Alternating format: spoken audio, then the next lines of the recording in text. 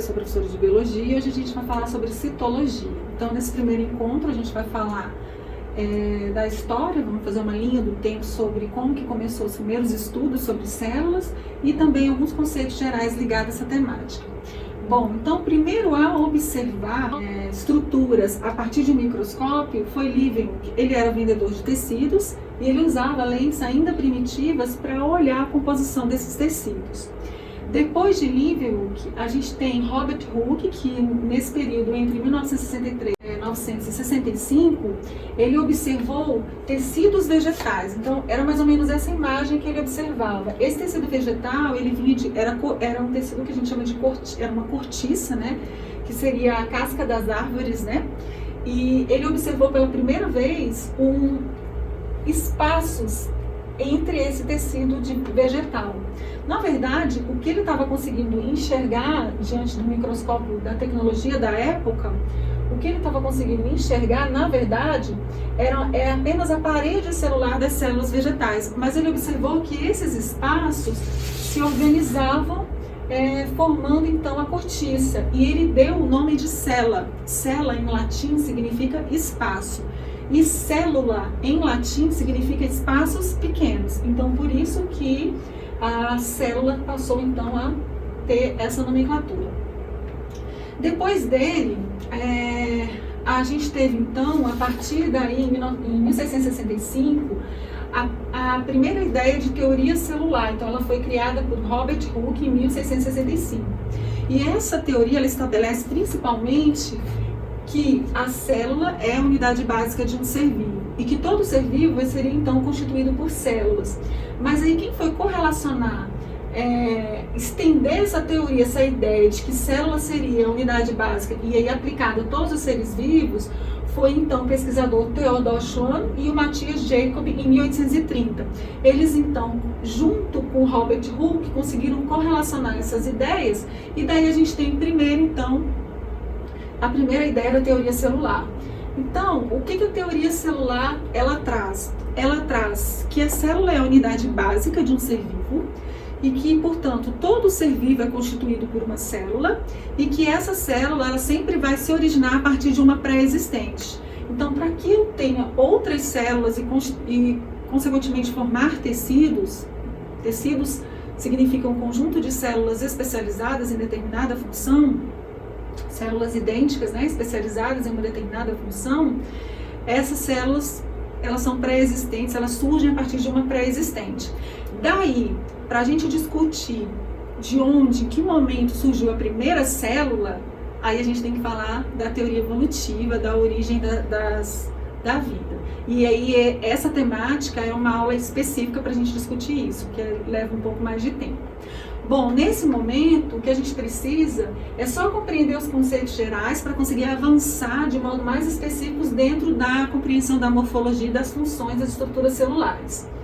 Então, dos conceitos que a gente precisa compreender nesse momento são procarióticos, eucarióticos, pode ser procariontes ou eucariontes, tanto faz, unicelulares, pluricelulares ou multicelulares, também pode ser, autótrofos e heterótrofos, aí pode ser autotróficos ou heterotróficos, acelular, e a gente tem que ter uma visão mais ampla de que existem formas diferentes de células no nosso corpo. Então, de uma maneira geral, de modo até sucinto, a gente vai abranger esses conceitos, beleza? Então, procarióticos versus eucarióticos. Então, a gente fala que existem dois tipos de células disponíveis na natureza. Então, significa que os organismos vivos, eles são constituídos por dois tipos de células específicas. Então, as células procarióticas e as células eucarióticas. Células eucarióticas fazem parte desses organismos que são constituídos por células eucarióticas, fungo, animais, vegetais e protozoários. As procarióticas são as bactérias e as arqueobactérias. Então, o que significa dizer que eu tenho uma célula eucariótica e outra célula procariótica? Basicamente, essas são as características que diferem uma das outras. Então, procarióticas. Especificamente, as células procarióticas, elas são muito mais simples do que as células eucarióticas. Elas vão apresentar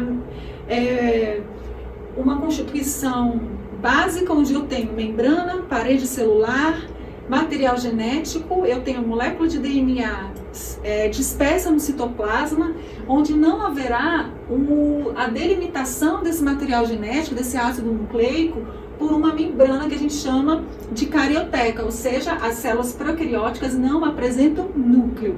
Já nas células eucarióticas, elas vão ter a presença de núcleo em torno desse material genético, desse ácido nucleico. As células eucarióticas apresentam diversas organelas membranosas. Entre elas, a gente tem a mitocôndria, complexo de Golgi e entre outras. Já as células procarióticas, elas vão apresentar ribossomos, que é uma organela onde a gente vai ter síntese e expressão de proteínas no seu citoplasma. O DNA vai ser de modo circular, então o ácido nucleico que apresenta-se nas células procarióticas é o DNA, ácido desoxirribonucleico. E aqui, uma outra organela que vai estar presente nas células procarióticas é o plasmídio. O plasmídio é uma molécula de DNA à parte que está disponível no citoplasma das células procarióticas, entretanto, elas não são ainda aquele DNA central, onde a gente vai estar, ele também está disperso no citoplasma. Então, o plasmídio é uma organela a mais, além do ácido nucleico que a gente tem lá. O que se observa é que nas células procarióticas há ausência de organelas membranosas. Então, a gente tem tanto membrana citoplasmática externa à célula, aqui está o desenho de uma célula eucariótica, como a gente tem as membranas internas das organelas. Então, a carioteca é uma membrana interna, por exemplo, né? A mitocôndria, ela é uma organela que também vai ter membrana interna, aqui, ó, esse desenho aqui representa a mitocôndria, né, ó, esse vermelhinho. Aqui, ó, é o exemplo de uma célula procariótica ou procarionte.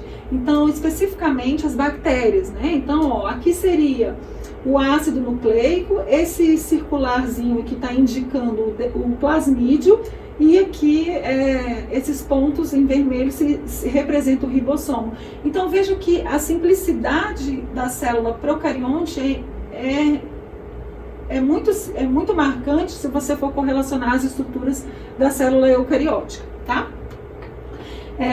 Não há também citoesqueleto. O citoesqueleto ele está disperso no citoplasma, ele tem algumas funções que a gente vai ver depois com mais detalhe nas aulas específicas sobre organelas, mas principalmente ele dá a estrutura e forma da célula e também atua no movimento das substâncias no citoplasma, que é essa área aqui em azul, né? Que a gente tem movimentos, por exemplo, de ciclose, que a gente vai ver mais adiante. Então, a ausência de citoesqueleto, a presença de ribossomos e a ausência de outras organelas mais complexas, como a gente vê aqui na célula eucariótica, tem membrana citoplasmática, aqui tem parede celular, flagelo, aqui é o DNA circular, se eu esticar esse DNA ele vai ser em forma de círculo, e aqui é o plasmídio, que seria um DNA à parte, né?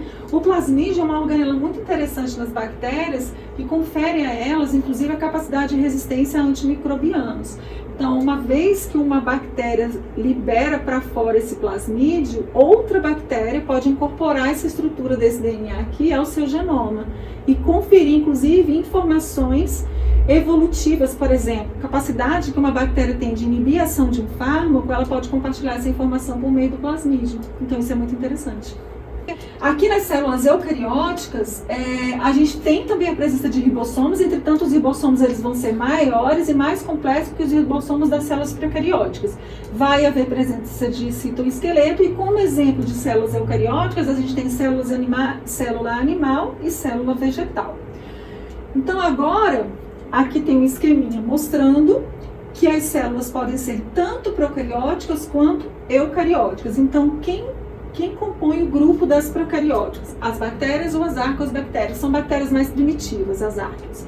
As eucarióticas, a gente tem célula vegetal e célula animal.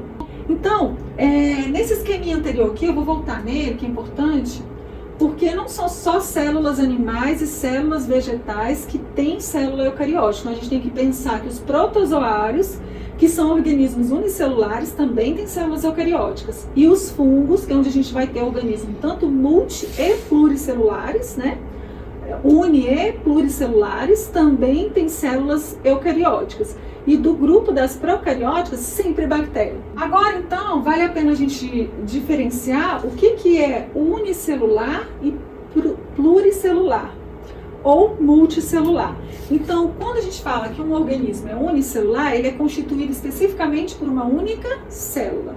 Toda reação metabólica, toda função, todo mecanismo molecular, tudo aquilo que ele produz, a maneira como ele vive, que ele se comporta e responde ao meio ambiente é controlado por uma única célula. Isso é incrível, né? Se você for parar para pensar. Aqui, por exemplo, a gente tem um protozoário, o exemplo de um protozoário. Aqui a gente tem as leveduras, que são fungos unicelulares. Um exemplo de levedura que a gente entra muito em contato no nosso cotidiano é, por exemplo, a Saccharomyces cerevisiae, que é um fungo que ele promove a fermentação alcoólica e ele é o nosso fermento biológico para fazer pão, para produzir bebida alcoólica, né? Então é um produto muito usado em biotecnologia. Aqui, ó, eu tenho uma colônia de corais, então são organismos multicelulares, e esse aqui é o fungo, ó, é o orelha de pau, né? Então é um fungo que é multicelular, tá? Os animais, de um modo geral, são multicelulares, os vegetais, as plantas também são multicelulares. Bom, aí o próximo conceito que a gente tem que entender é o que significa acelular. Toda vez que a gente tem o termo A na frente de um nome, dá um sentido de negação. Por exemplo, anormal. Não é normal. O acelular quer dizer que não é constituído por uma estrutura celular. Na natureza, nós temos os vírus, que são partículas, são unidades, né? São entidades que nem sequer formam uma estrutura celular. Uma vez que eles são tão pequenos, que são muito menores que uma célula. Os vírus, eles não são considerados seres vivos dentro da ciência da biologia, porque eles são considerados parasitas intracelulares obrigatórios, eles não apresentam metabolismo próprio. Isso significa que eles não têm um sistema complexo de proteínas e enzimas, onde eles vão conseguir ser independentes. Para gerar seus descendentes, eles precisam inserir o genoma deles ao nosso, ou usar o nosso mecanismo de replicação de DNA, inserir no núcleo ou a partir do citoplasma, tá? É estranho dizer isso, né? Falar que os vírus não são considerados organismos vivos, mas por que a gente não... Hoje, na biologia, a gente ainda não considera os vírus como organismos vivos, porque a gente tem a teoria celular, a qual prevê que a célula é a menor unidade, é a unidade básica fundamental de um ser vivo. Então, se o vírus ele é tão pequeno, ele é tão simples, a ponto de não sequer formar nenhuma estrutura celular, ele não se enquadra como um ser vivo. Entretanto, quando a gente estuda dentro da virologia, mecanismo de replicação dos vírus, formação de descendentes dessas moléculas, né, dessas partículas, e inclusive quando a gente estuda a taxonomia, né, a nomenclatura, né, que se identifica a espécie do vírus, ele de certa forma é tratado como uma espécie. Mas por que ele ainda não é considerado ser vivo? Porque ele não forma uma estrutura celular, e a célula é a unidade básica de um ser vivo. Para a gente entender por que ele não é uma célula e não forma, é interessante entender a estrutura molecular desse vírus, o que ele tem na sua composição. Então, existem vírus que podem ter envelope viral, que é essa primeira estrutura aqui em azul. Aqui, onde tem essas bolinhas em laranja, a gente tem o capsídeo. Cada bolinha dessa representa um capsômero, é uma subunidade, né? Então são estruturas proteicas que vão formar esse capsômero, esse capsídeo, né? Então os capsômeros juntos formam o capsídeo. O capsídeo vem de cap, né? Em inglês, boné, isso significa que ele serve para proteção e forma também do vírus. Os vírus têm diferentes formas, né? Ele vai ter um ácido nucleico, DNA ou RNA normalmente, mas o citomegalovírus é um exemplo de vírus onde ele apresenta as duas moléculas, tanto DNA como RNA, mas normalmente um vírus ou tem DNA ou RNA. E na sua superfície do envelope viral, a gente tem outras estruturas, essas estruturas em preto aqui, que a gente chama de espículas. Espículas também são glicoproteínas, elas são muito importantes porque elas se ligam aos receptores da nossa membrana celular para que a nossa célula permita a entrada desse vírus dentro da célula, que vai ser então a célula hospedeira, onde ele vai se replicar e duplicar suas cópias, tá? Então, os vírus são partículas, não são unidades celulares e são considerados acelulares. Então, o próximo conceito que a gente tem que compreender é o que significa organismos autótrofos e heterótrofos, ou autotróficos, ou heterotróficos, tanto faz, tá? Bom, basicamente os autótrofos, eles são organismos que produzem seu próprio alimento. Eles não precisam se alimentar de outros organismos vivos para produzir seu próprio alimento. E aí uma forma, o processo pelo qual esses organismos possuem seu próprio alimento é principalmente por fotossíntese ou energia química, e daí a gente vai chamar isso de quimiossíntese. Se eu for olhar, por exemplo, na ecologia, em que nicho da cadeia alimentar os seres autótrofos sim estão, né, seriam os produtores, por exemplo, as plantas, né? Os heterótrofos ou heterotróficos, né, como está aqui, eles vão sintetizar seu alimento a partir de outro organismo vivo. Então, eles precisam se alimentar de outro organismo vivo para conseguir produzir seu próprio alimento. E isso coloca eles na cadeia de consumidores. Então, eles consomem os produtores. Aqui eu fiz um quadrinho para a gente entender mais ou menos quem se enquadra, né, como exemplo de seres autótrofos e heterótrofos. Então, a nível de cadeia aqui, produtor, consumidor. E aí de consumidor pode ser primário, secundário, terciário, né, independente do nível de consumidor.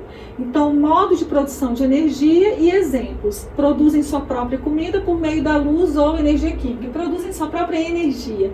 Fotossíntese ou quimiossíntese. Fotossíntese é o processo de conversão de luz solar e água em glicose. A quimiossíntese, a matéria-prima para produzir energia vai ser uma substância química, por exemplo. Esses aqui, os heterótrofos, eles vão produzir seus alimentos a partir de outros organismos. Então, para obter tanto energia quanto proteínas do seu metabolismo. Exemplo aqui de organismos autótrofos, plantas, algas e algumas bactérias. Exemplo de organismos heterótrofos, boi, coelho, por exemplo, os herbívoros, né, que a gente tem. Os humanos são heterótrofos, né, e todos os consumidores, independente da cadeia. Bom, aqui a gente aprendeu os conceitos principais dentro da citologia. E aí a gente também precisa entender que por sermos um organismo multicelular, nossas células são eucarióticas, extremamente complexas, a gente não tem um único tipo de célula, a gente tem vários tipos de células. E essas células são formadas durante o desenvolvimento embrionário num processo de diferenciação celular. Então a gente tem, na fase de desenvolvimento embrionário, a formação de tecidos fundamentais, que a gente chama de ectoderma, endoderma e mesoderma. Esses tecidos, eles vão se diferenciar em células específicas e vão formar tecidos específicos. Os tecidos associados entre si, os diferentes tecidos, vão formar órgãos. E esses órgãos, o conjunto de órgãos vão formar os nossos sistemas, né? Então, só para você ter ideia da diversidade, né, da diversidade de células que a gente tem no nosso corpo, aqui, por exemplo, eu tenho as células que estão circulando no meu tecido hematopoético, que é o tecido sanguíneo. Então, aqui eu tenho células leucócitos, que são os glóbulos brancos, e aqui eu tenho hemácias. Olha a diferença da morfologia de um para outro. Então, por exemplo, a hemácia, ela não tem núcleo, ela perde o seu núcleo no seu processo de diferenciação, formando um aspecto morfológico que a gente chama de bicôncavo, né?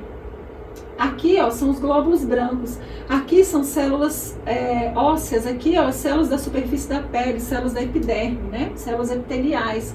Aqui a gente tem células epiteliais, onde o núcleo está aqui, aqui é o citoplasma, núcleo, citoplasma, núcleo, citoplasma. E são microvilosidades, As células epiteliais com microvilosidades, elas estão, por exemplo, no intestino delgado, são importantes na absorção de nutrientes e na secreção de muco, né? Aqui são células musculares. Nós temos 3 tipos de células musculares. Em vermelhinho a gente tem citoplasma, em roxo o núcleo, e aqui seria a membrana celular. Células musculares, a gente tem as cardíacas, as esqueléticas e músculo liso, que compõem diferentes partes do nosso corpo. Por exemplo, músculo liso está nas nossas vísceras. O esquelético compõe o nosso sistema muscular esquelético, né?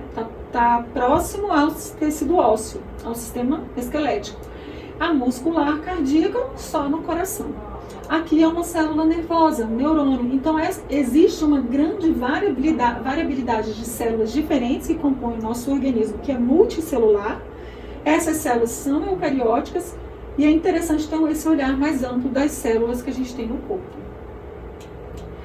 Bom, o que a gente estuda, então, de modo mais aprofundado dentro da citologia? A gente estuda a membrana celular citoplasmática, né, externa, as demais organelas. Então a gente tem núcleo, mitocôndria, retículo endoplasmático, lisossomo, ribossomo, complexo de Golgi, né, retículo endoplasmático liso, rugoso, então o peroxissomo. Então a gente estuda essas organelas, centríolos, essas organelas de modo singular, né? Nós temos um olhar muito importante para o citoplasma dessa célula, né? Que acontecem muitas reações químicas importantes do metabolismo celular dentro do citoplasma. Nós estudamos também a composição bioquímica das células. Essa composição bioquímica implica em moléculas orgânicas e moléculas inorgânicas. Então, para cada temática dessa, a gente precisa ter encontros específicos e um tempo maior. Além dessa composição bioquímica, onde a gente tem tanto substâncias orgânicas e inorgânicas, a gente estuda síntese de proteínas, como as células realizam as suas funções e como elas se estruturam a partir de proteínas que têm funções diferentes, né? Então, isso implica no processo de transcrição e tradução de proteínas. A gente estuda também produção de energia da célula. E aí a gente tem, por exemplo, a produção de ATP, que é a molécula que a gente chama de adenosina trifosfato, que é a moeda de troca de energia, né, da célula. Ou ainda fotossíntese, ou ainda quimiossíntese, né? Como acontecem esses processos aqui dentro. E a gente estuda também a divisão celular. Então, como uma célula se multiplica, dando origem a duas células. Essas 2 a 4 células. Então, dentro da divisão celular, a gente estuda mitose e meiose. Bom, então, no próximo encontro, a gente vai falar sobre a membrana citoplasmática, abordando, então, esses conteúdos. Até mais, até a próxima.